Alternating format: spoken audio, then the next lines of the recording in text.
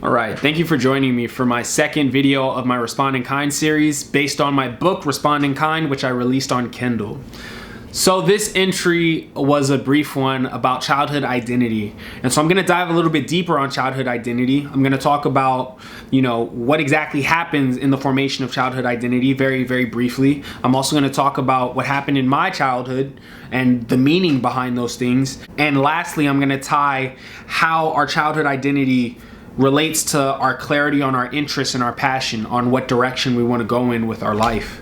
So the thing you have to understand is, as children, we start out as very vulnerable, incompetent things, and we delegate how we perceive the world, how we're supposed to think and behave to other people. Children learn through observation, and it's a very trusting process. You're trusting that these people that are bigger than you and have been around longer than you know what they're doing and what they talk about.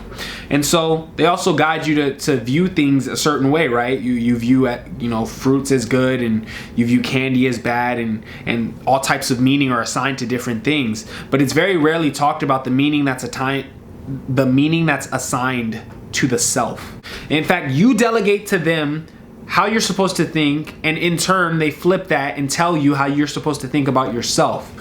And Carol Dweck, she wrote an interesting book about that called Mindset, where telling kids things like you're smart and you're just such a natural, like telling them things like that can sometimes be counterproductive. It can get messy. So it's not a very straightforward process where just saying the good things ends up in a good result. It's like you really have to think about the implications of how you view yourself and what you see yourself as. So that's what happens in childhood. Now for me, there were three things that I was called very frequently as a child.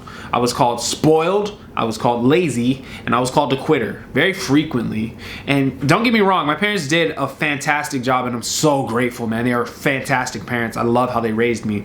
But for the sake of this video and for the sake of helping others be more introspective and more reflective, I'm highlighting a weak point in my upbringing. And I think the formation of my identity was a missed opportunity, because man, my dad called me a quitter, spoiled, and lazy way more than he called me anything else, let me tell you.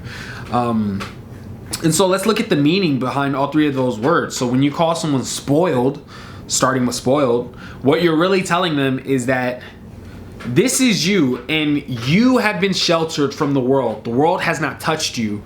But if the world were to come into contact with you, you couldn't hack it. You wouldn't survive.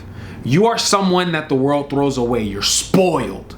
And that's what that means is, and the thing is, how can you have respect for yourself when you know you couldn't survive? Like when you know that you're disposable, you're meant to be disposed of, and the only reason why you're still here is because you're sheltered. Now that may not be the truth necessarily, but that's the meaning conveyed by those words, by that identity. And so I took on that identity as someone who was spoiled, and I was unable to have respect for myself because of it.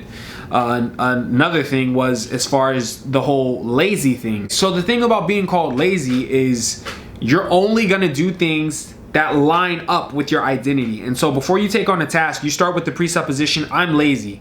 Is this something a lazy person would do? If it's not, forget about it. Get it out of here. You're not gonna do it. And that was my thing. And I see this a lot with my peers, man. So many of us talk about how we hate effort, how we don't wanna try. And it's really sad, because everything worth doing is going to require effort, and growth doesn't happen unless you're trying. And so many of us are just stuck in the same box of capabilities that we've had since childhood, because we just haven't pushed outward. We haven't pushed our efforts out. We always want to do the things that come easy to us, and it's like, damn. And then the last one, there was spoiled, there was lazy, and then a quitter. Okay, so the thing with being called a quitter is you're not going to stick to anything that requires time.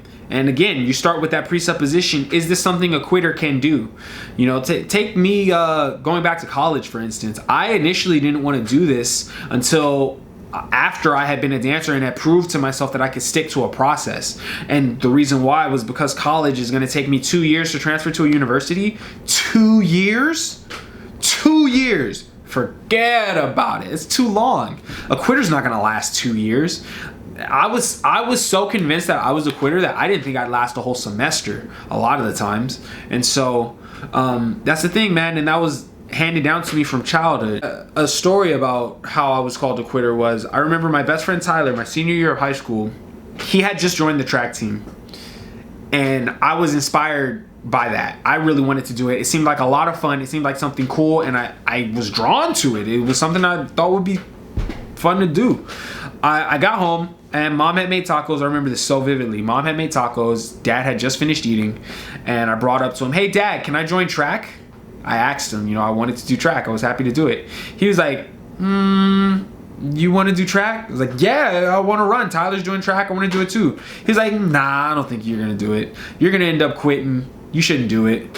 And I was like, no, like I'll stick it through, trying to stand up for myself. And he just shot it down. He's like, nah, because they're going to work you, and you're going to be running your laps, and you're going to be tired, and you're going to go to practice, and you're going to want to quit, and then you're going to have to stick it through. And I don't think you can do that. And I was 17 years old at the time, a teenager, but still a kid. And I didn't have the force of will to stand up to his argument. And so, I accepted it. I was like, yeah, you're right.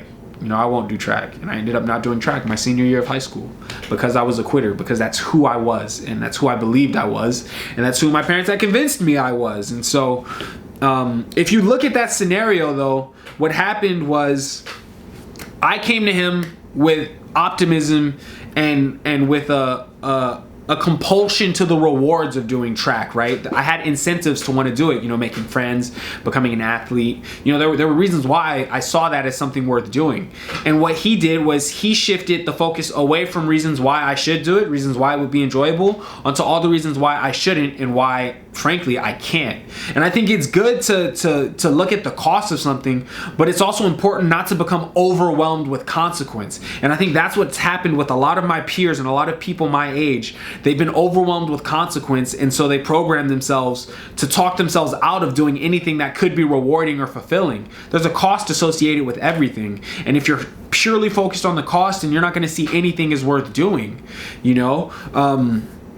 In fact, and this is my last point, how it ties into your passions and your interests. I think that at one point in time, you came to someone that you trust, someone whose opinion meant something to you. You approached them with optimism and with happiness about something. I don't know what it was. It could have been a small interest, but a lot of our bigger drives and burning passions start out as a small ember. And maybe you presented that small ember to the person that you trusted. You're like, hey, this is something that I like, and this is something that I'm interested in. What do you think?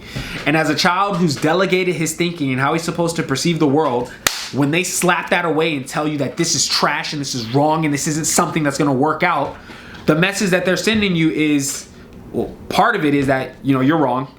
Don't do that again.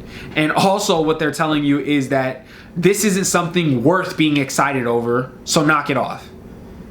And I think as a defense mechanism, what happens is, rather than sharing your interests and the things that you hold true opinion to, you fall back to a defense. I don't know. How are they going to hit a target they can't see? Right? You can't attack what I'm into because you don't even know what it's into. And how are you gonna antagonize me for not knowing what I'm into when I just don't know? I'm an invalid. And it's hard to ridicule an invalid, right? They're just not a part of the conversation. I think that a lot of people were wounded about their first interest, their initial interest in the things that they like. They had those attacked because that's a very vulnerable place to be attacked in. And rather than seeking clarity and having clarity, which would open you up to more attacks and it would give the people a target to hit, you decide to be safe and say, I don't know. I'm not sure what I'm into. I don't know what I like. And subconsciously, you might not be doing that consciously, but I'm fully convinced that subconsciously that's what's happened to a lot of people my age and a lot of adults.